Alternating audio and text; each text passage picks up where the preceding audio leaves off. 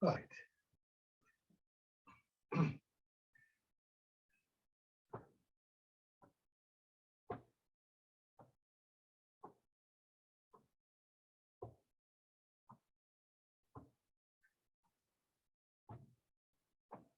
Take a few moments to check your posture. Feet hip width apart. Waist a little bit forward, hips dropping back.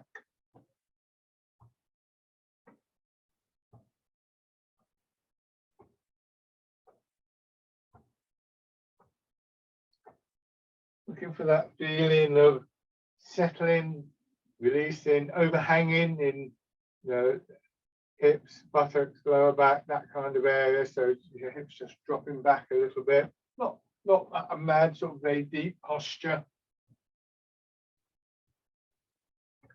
Notice how that has affected your shoulders. So less need to strain to hold yourself up. As always, just using these opening movements to remind yourself of the basic ingredients that we're going to be bringing together into the different movements.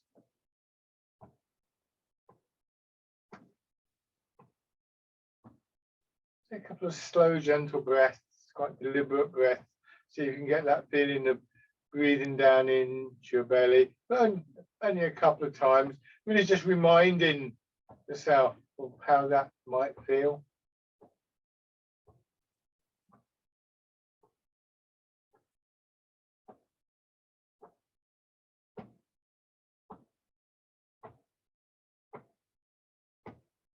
Slightly heavy in your arms, so that there's a little bit of effort required to bring your arms around.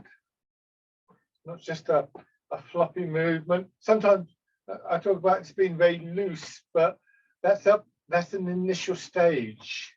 You want your shoulders loose, you don't want your shoulders up there.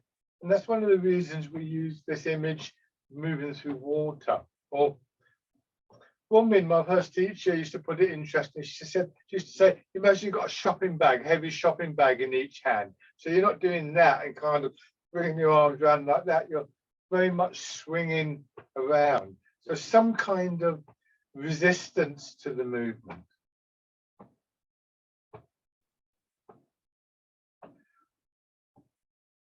So your arms are quite heavy. If you can recognize that, pay attention to that, you'll suddenly realize that they're not just going to float around in the air. And this helps to build this awareness of how your body moves in those circumstances, a more connected and ultimately a stronger quality to it. Stronger in terms of the various muscles, the tissue of the body, but also in terms of the movement itself, the energy flowing through your body takes on a sort of more denser quality.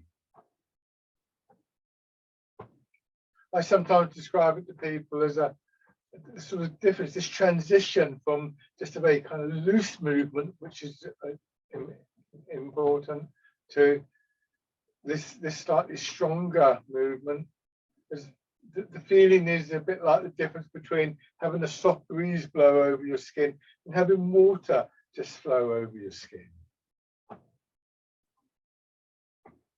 So that's an important sort of progression, I think, in Tai Chi. And it, like all these things in Tai Chi, it comes about because of an increased awareness as much as anything else. And an improved connection between what we think of as mind and what we think of as body. And much of the benefit of Tai Chi comes from that aspect, the overlapping of mind and body, which requires training of both. So the meditative aspect, which is often the one that people find most difficult, the slowing down, the consistent awareness, or as consistent as possible in terms of awareness, that we cultivate. It's actually very, very difficult. So if you're standing there thinking, I can't do that, then that puts you in the majority. Most people think that to start off with. What we don't always recognize is that aspect will respond to practice and training as readily as the physical aspect will. So whatever our doubts about that, whatever our state of mind in a way, there is a potential for change there. And part of the medium for that is is through the brain and the nervous system, and we know that whole pattern is very plastic. But these as one teacher put it, sort of like the way we feel now, those patterns of thought, of awareness that we carry with us, are not life sentences.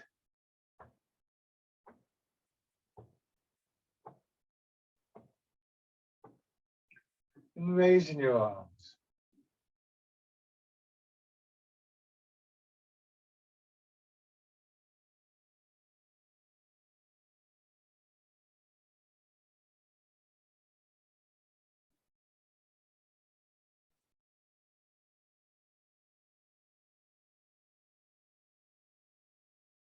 And let your hands drop down.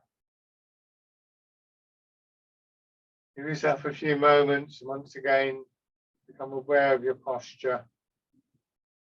Think about that center line of your body. So actually center line is a bit of a misnomer. If anything, it's slightly forwards, because it would go from the crown of your head down through your body, and it would touch the ground just here, well, in the middle, just behind the ball of each foot. So this gives you this slight feeling of being forwards. This is important. If I sort of sit back in my heels, I tend to slouch down. There's no energy in my back. If I go forwards like this and let my hips drop, it helps to gently draw my head up and gives my back this longer, broader, and stronger feeling. So there's a lot of energy in the back. There's also the possibility that with just a slight nudge, I can then take a step forwards. So though we're standing still at the start here, there's also quite a lot of energy there. There's almost enough energy to take a step with. And letting your hips drop back a little bit more. And pushing up, but expanding and contracting.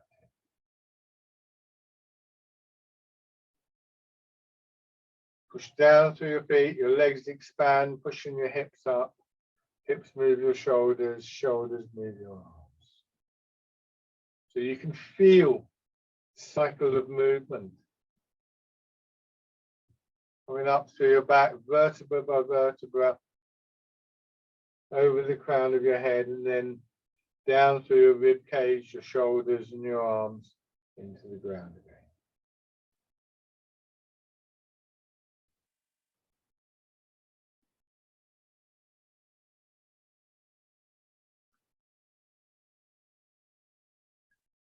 Expanding principally in your belly with this one, but obviously feeling the movement go a little bit higher up your body. But now changing to the wild goose. So now we do feel belly and then solar plexus expanding.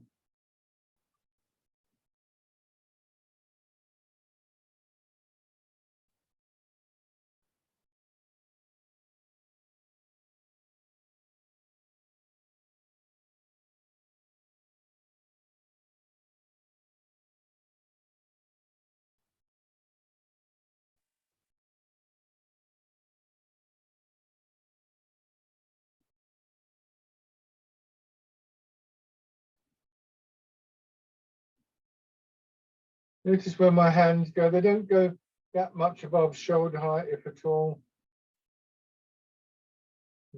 About level with my hips as I go down. and then parting the clouds.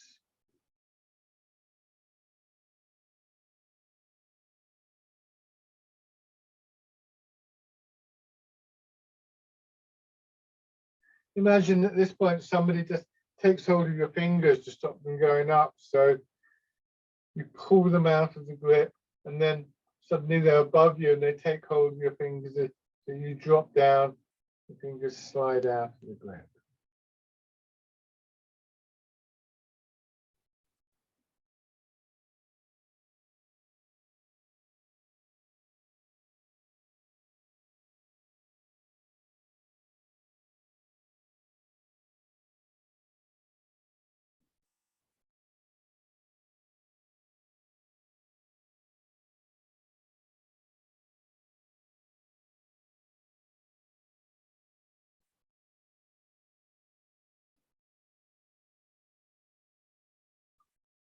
And go back to the first of these and do them as a little sequence. So feeling the expansion in belly and lower back primarily. And then starting in the same way, but feeling the expansion going up into your solar plexus.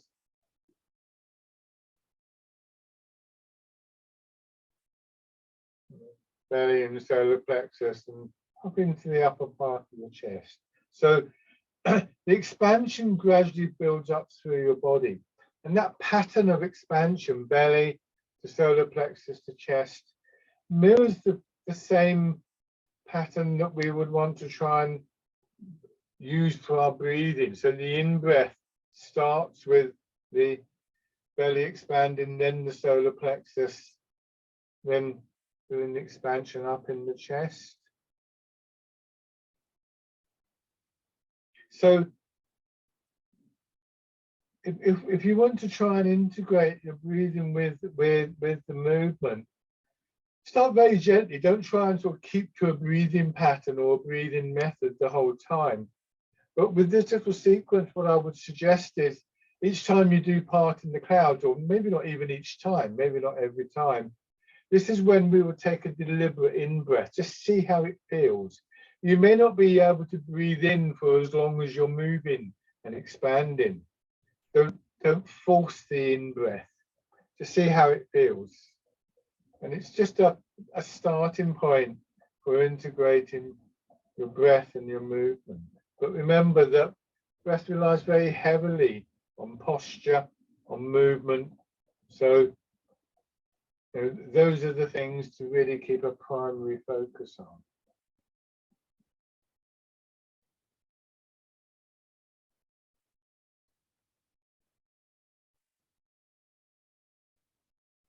One more round of this.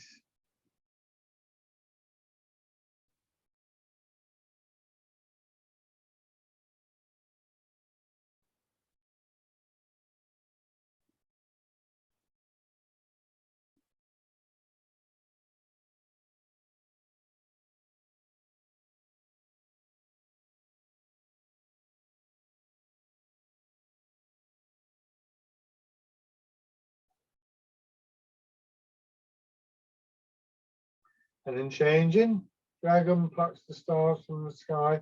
And really all movement in Tai Chi builds in the same way. Feet, the hips, the belly, the solar plexus, the chest, and so on. But the arms come in at the end of that process. And it's not a big delay or anything like that, but it's something that we become aware of working within the body. And like everything else that we recognize, become aware of, the very act of recognizing is one that really builds that way of moving.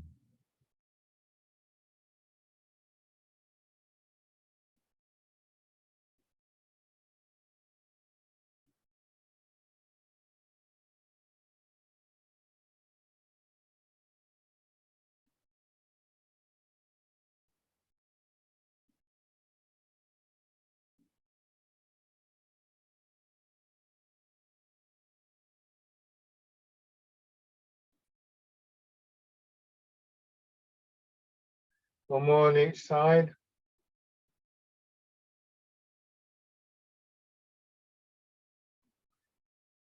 So for the next couple of exercises, we don't actively go up and down, but we still get that sense of dropping, bringing your hands to your sides. So that cycle is still working within your body, if you can be aware of it, because we know that gravity is working. We know that something is neutralizing that because we're not just collapsing.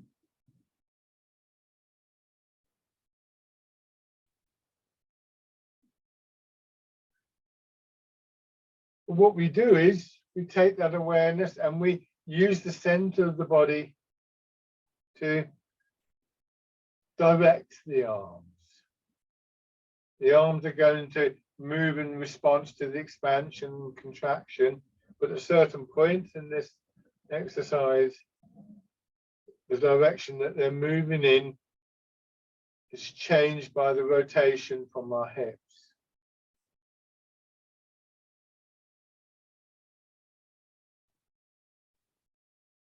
Soften your knees, hips dropping back so that you're not resisting that essential downward movement.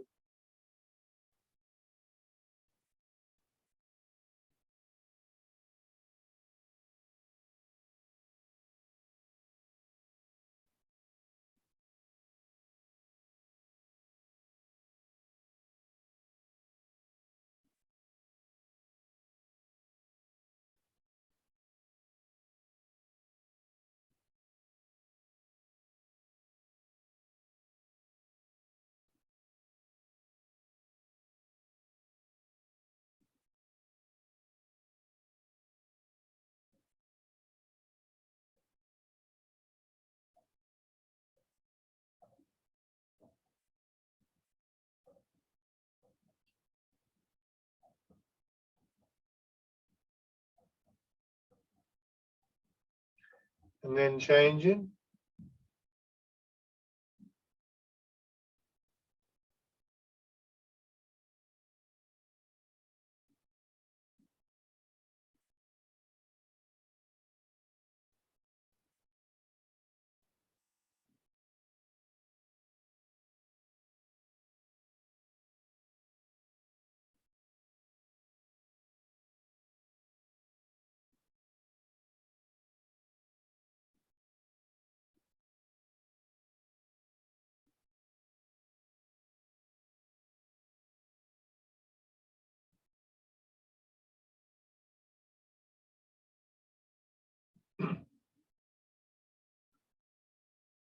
And then if it's comfortable, add in the turn.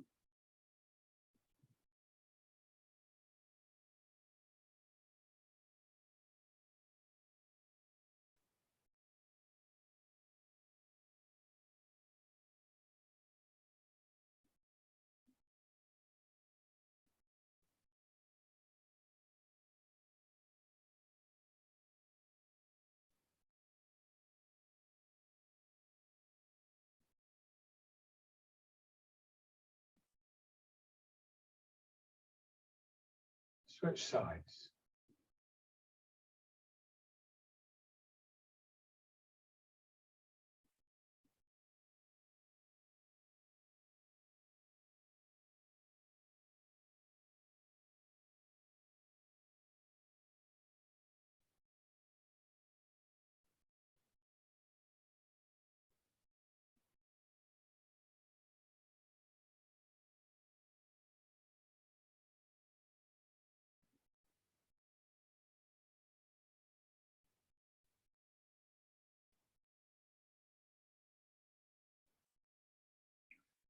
And add the turn.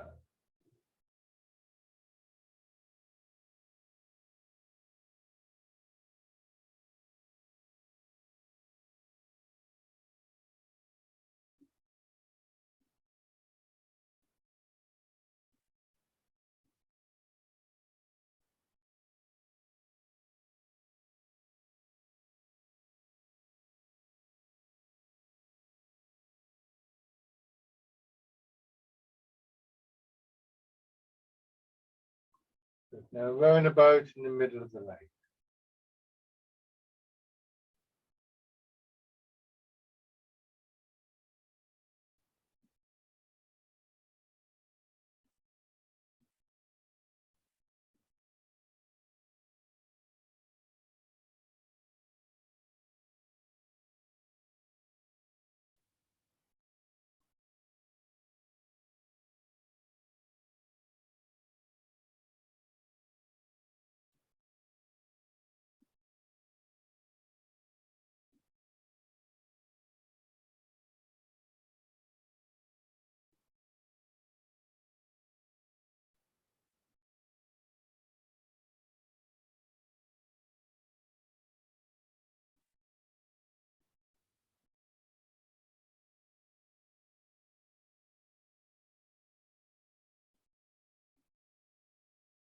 Good.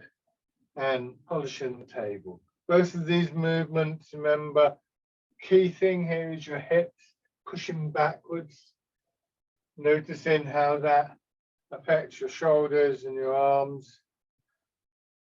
Don't rush the movement.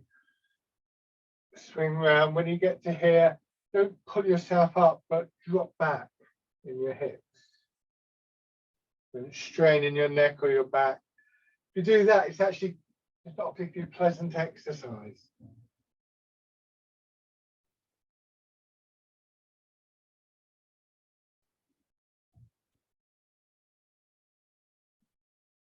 Remember, it's not a lean forwards either.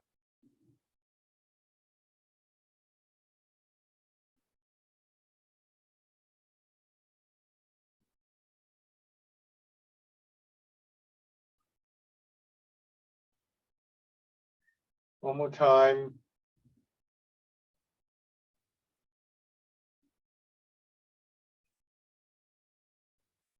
And stand.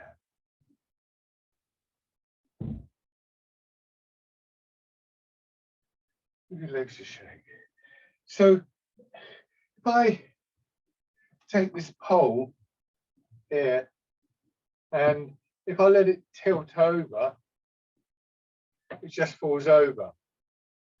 But if I say here, if I hold it in the middle here, then what will happen is this. See how the end goes out. And then to come back up, if I push down on that, it comes up much more easily. If I hold it right at the end here, it's a heavy pole. I don't even know if I can do it, but it's really a strain on my wrist doing that. And if I'm here and I try and lift it, it's also quite difficult. But I push down on the end, and this comes up, and it's the same when I do that tilting forwards. And it's important to realize this with those exercises. If this is the center line of my body, then what I do is this. I don't do this for a start. So I'm not dropping right down. I'm tilting, and then to come back up, it's going to be pressure there. So it's my hips dropping back that bring me to the upright position, and then I push up. This is consistent all the way through the movement. We don't hold ourselves up. We're not like that. I was talking earlier about the looseness in your shoulders. You can't be loose in your shoulders if at the same time you're tight in your chest and your back. It's just not going to happen. So always we're reminding ourselves of this. The other thing is, if you need to be very careful with those last two exercises, because if you're out here and you strain in your neck or your shoulders or your back to pull yourself up, you could hurt yourself. You could cause yourself damage. So you need to be very careful about that. Now have your feet a bit wider apart, horse riding stance. And you need a fair space here. So the way it's often measured is you start with your feet together, you turn your toes out to 45 degrees, you turn your heels out to 45 degrees, and you turn your toes out again. Now, although it's quite strong in the muscles of your legs, interestingly, once we've understood this exercise, it should give us a greater sense of being able to root down, to drop our center of gravity, because there's simply more space there for that to happen. Now, transferring your weight from one foot to another, you're going to about 60% of your weight in each leg. If I take this stick again, go back into this posture, you see, once again, I'm using the stick to represent the center line of the body, and it does this. It doesn't do this or any other combination. So I'm pushing myself across and across. I'm not leaning when I do this. This maintains the integrity of that center line. And so what I can do is, put my feet right, move across, and then I turn around that center line. I move across and I turn around that center line.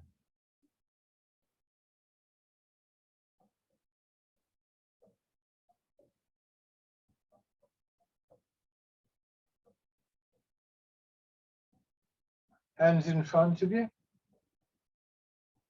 moving with you.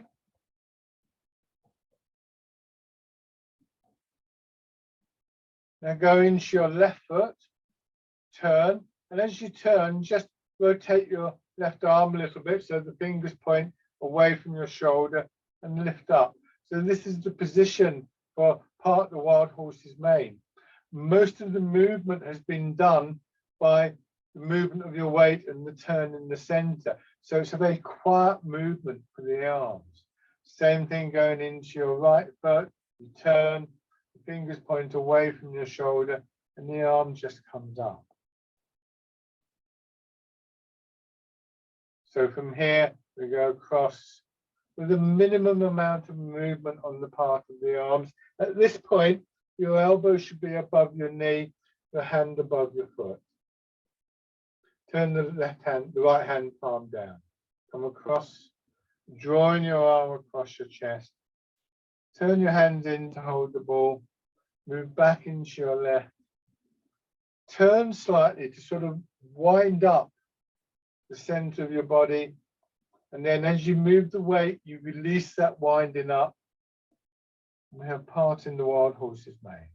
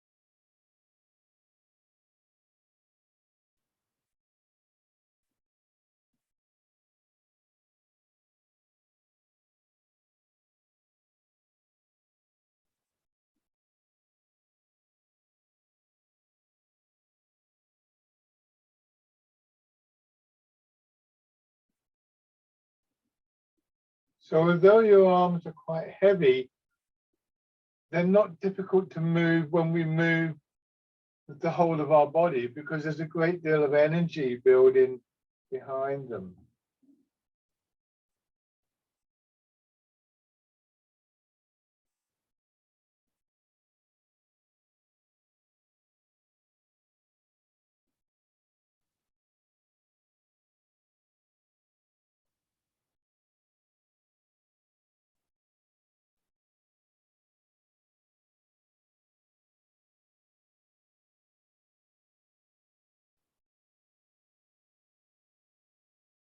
One more on each side.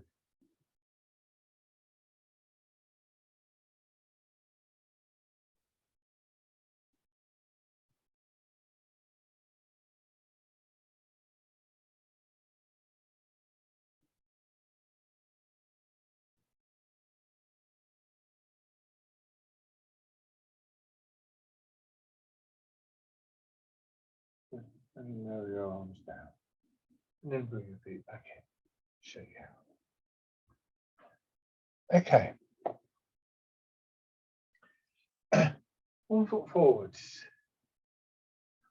Hip width across your feet, so that if you bring your weight to the middle, like with the previous stance, you've got quite a lot of space there with this feeling of your, however you think about it, you think of your hips dropping down, your pelvis dropping down, your torso sliding down between your legs. And then just beginning to transfer your weight. Go forwards, rest on that front foot, and imagine you can breathe up through your leg and then breathe out through your leg. And then go back, do the same thing.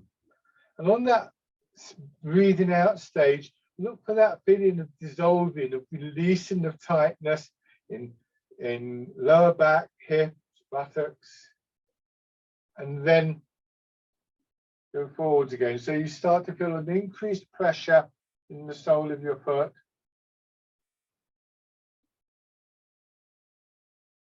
Remember, imagine the breathing up through your leg and out through your leg. And notice how at a certain point, what starts to develop is a feeling that your leg just begins to push you. So we end up waiting for the push, not contriving the push, not thinking, right now I've got to move, but rather waiting until there's the push and then directing it into the empty leg.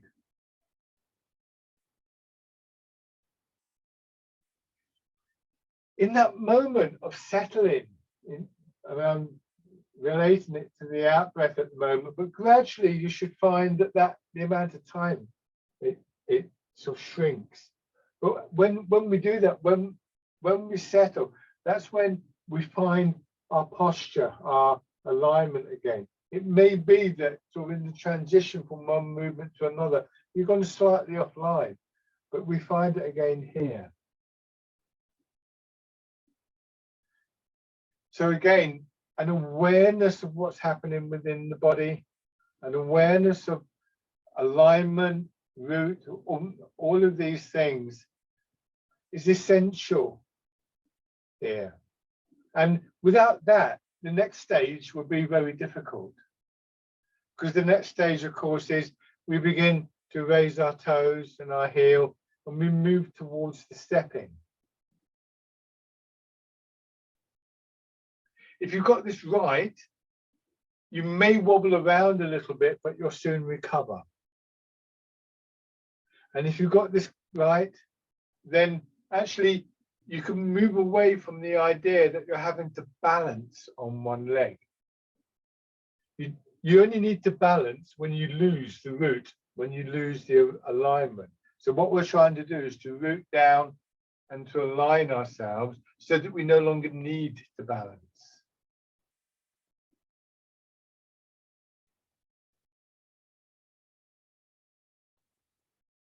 And then stepping in.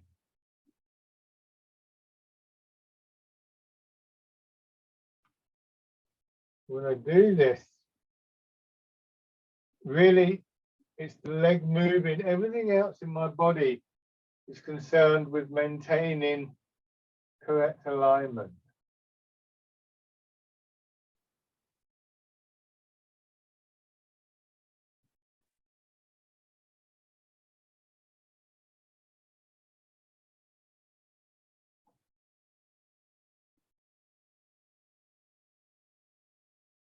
And if we get the odd wobble like this, remember that the instinct is to do this. This is no good. There's nothing there for you to hold on to. When you start to get the odd wobble, what you're looking for is, again, that moment of settling that we felt a few moments ago, doing the simple weight transfer.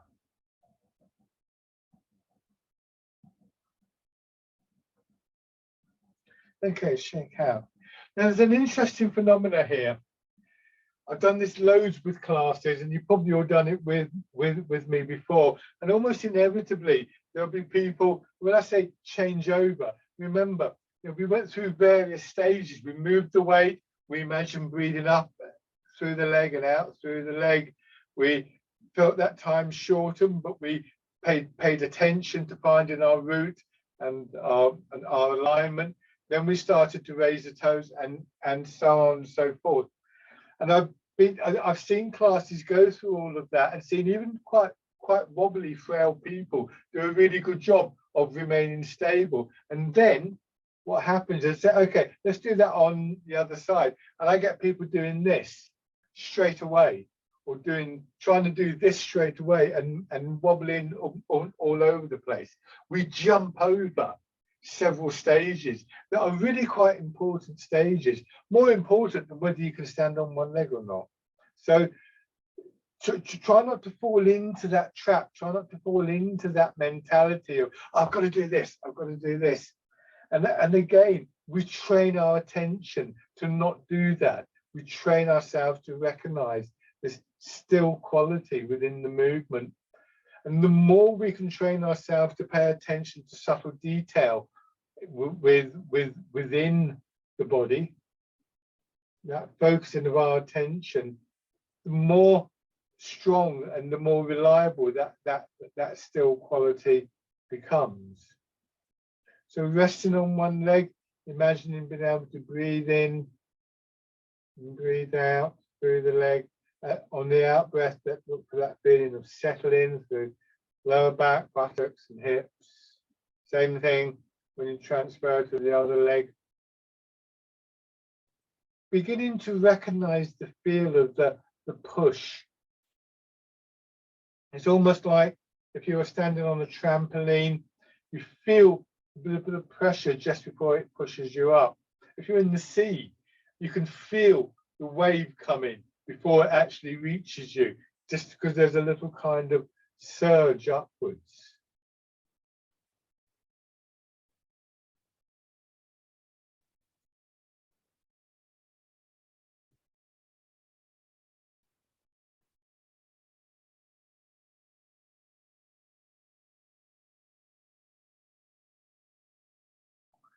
And then that's where we begin to raise our toes and our heel, remembering that that is essentially just an action of the foot, maybe our knee as well.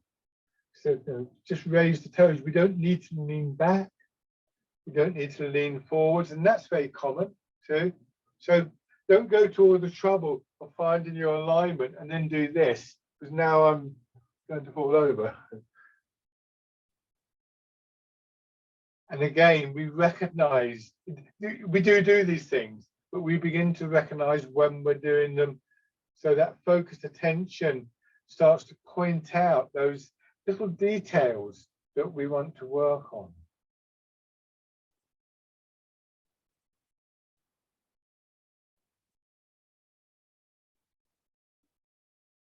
Whether or not we get to a point where we can sort of like stand on one leg to brush our teeth or whatever it is people do, is neither here nor there.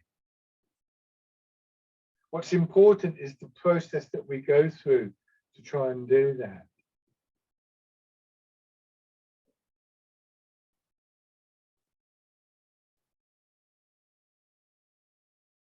and then you step in.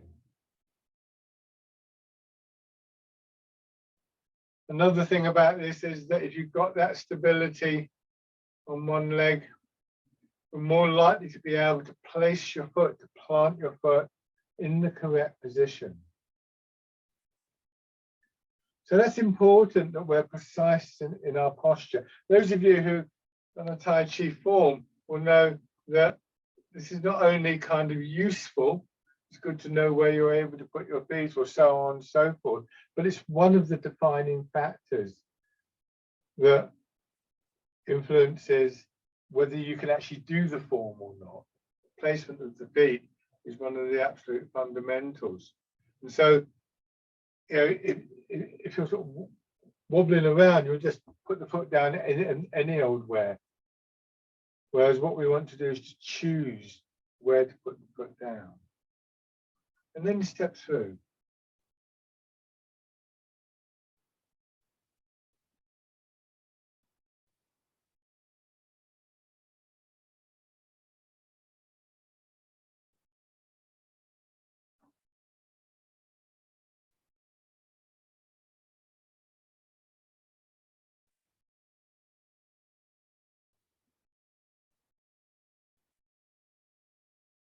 And back the other way.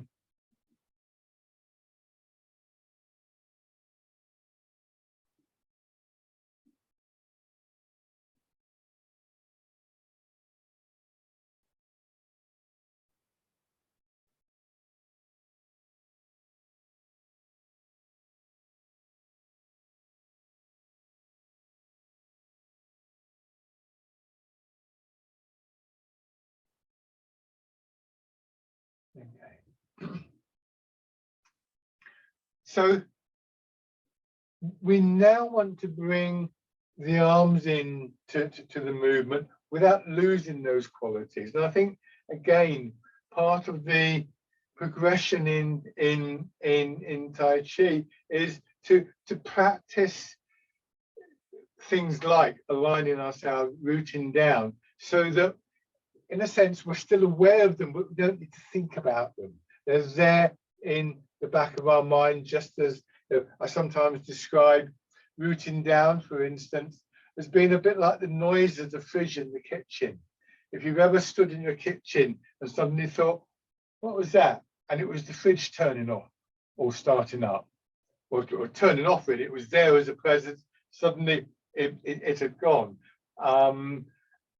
Sometimes I find myself, I put the kettle on maybe to make a cup of tea, and I'm aware of the sound of the kettle, and I'm moving towards it as it starts to boil. I kind of know it's starting to boil.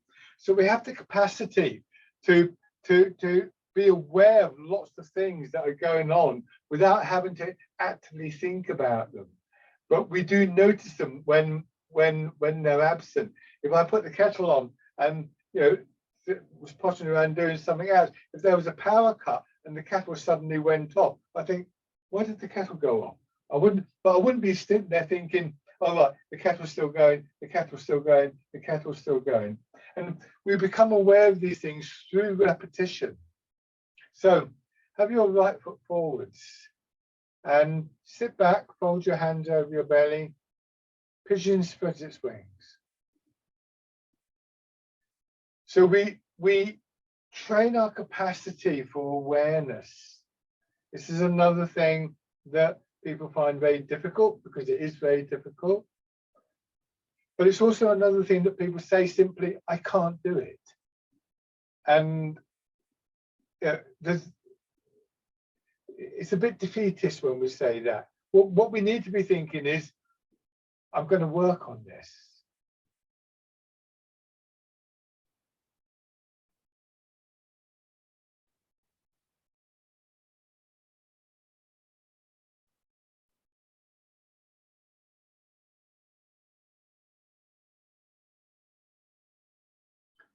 Again, we see very clearly with this exercise that pattern of expansion in belly, solar plexus, and then chest.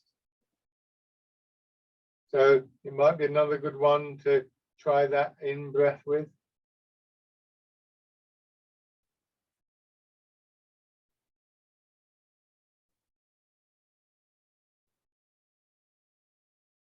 That's one of the reasons I do this going forwards.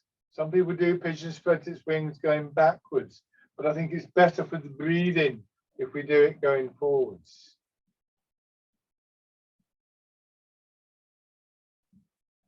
We're more likely, I think, to lean back for our shoulders to go back, and that would tighten our chest. And if we try to breathe in while we're tightening the chest, we're creating this friction, this conflict within the body.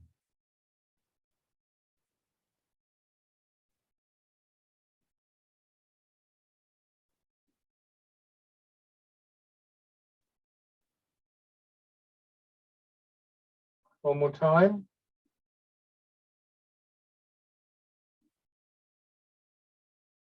And then changing.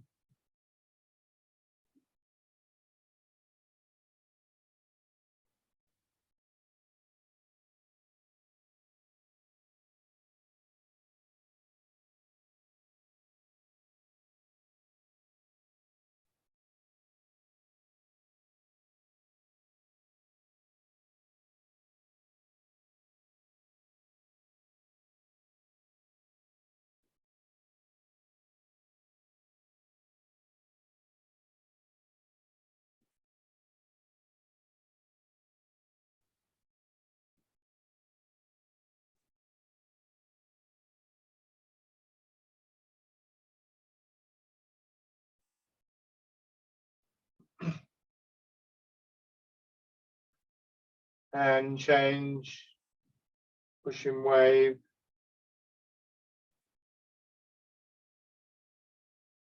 It's that surge that I described coming up from your legs that will move your arms.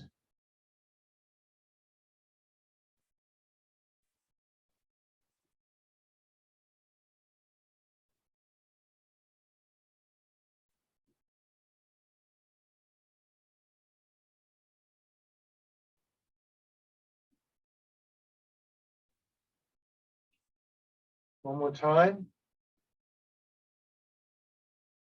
And then let your hands drop down, sit back, stir in the beans. Again, that rotation around the center line of the body.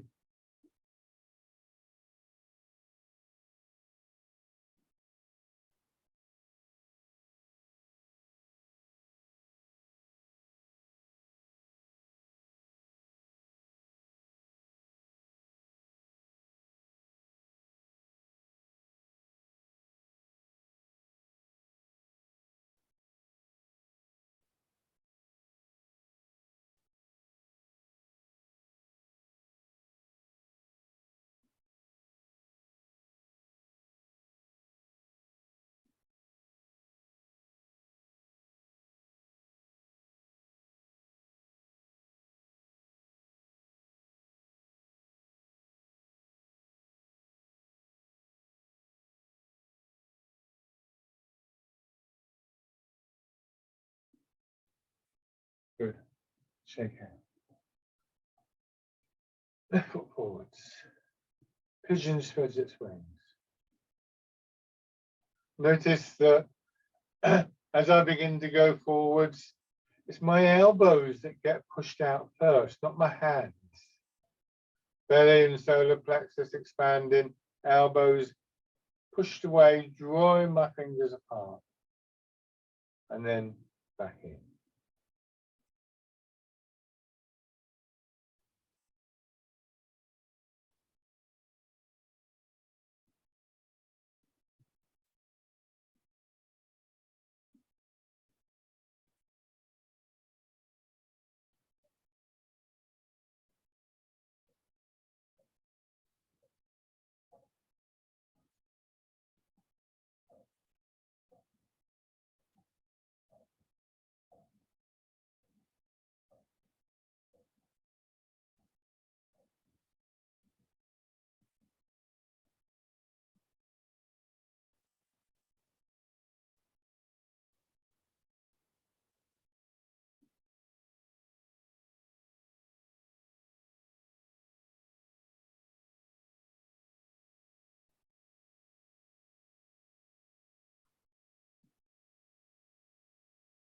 One more time.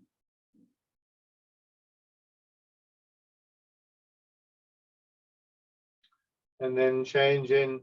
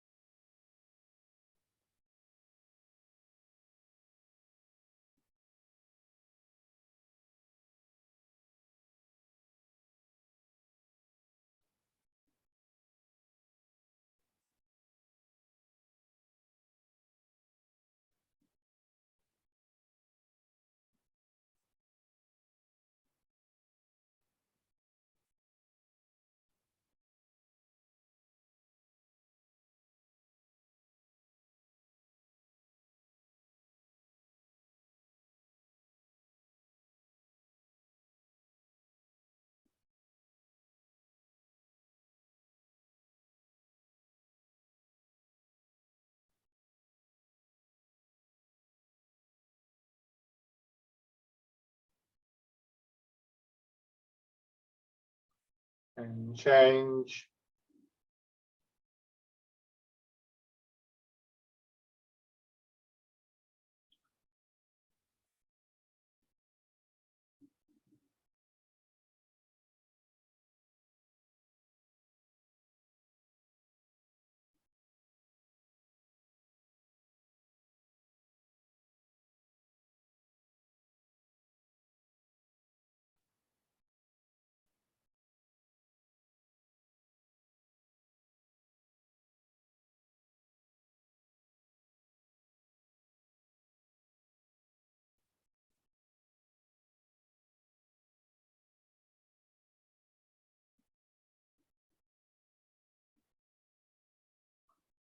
And change.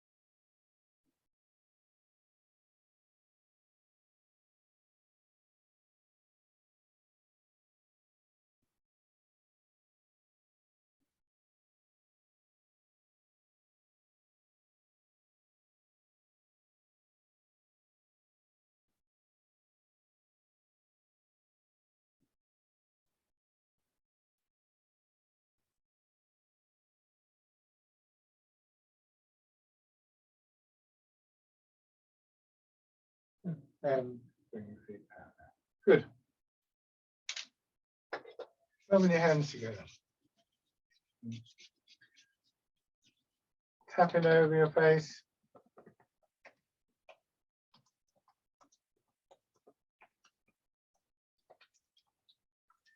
Over your head and neck.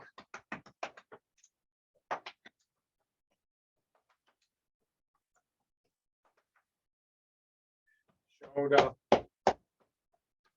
Arm.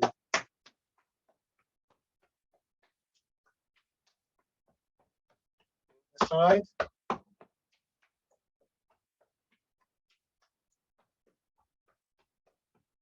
Your back.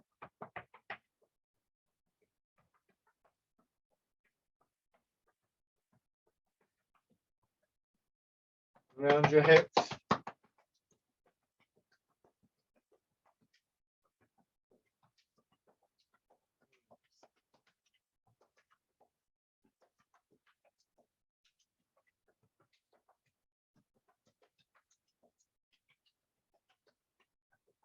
Right on your belly. And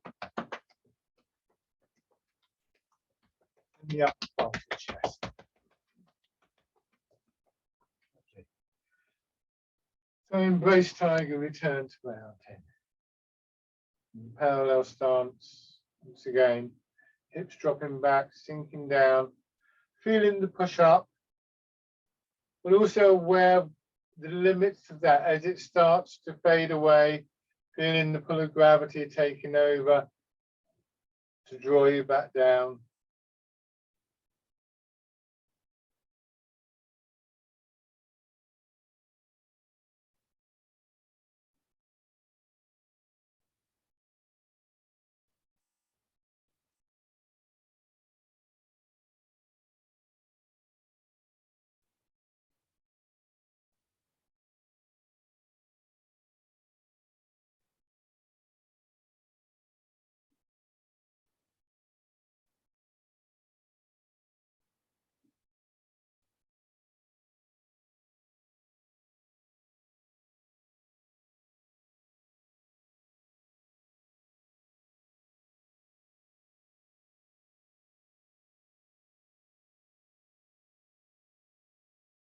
And rest.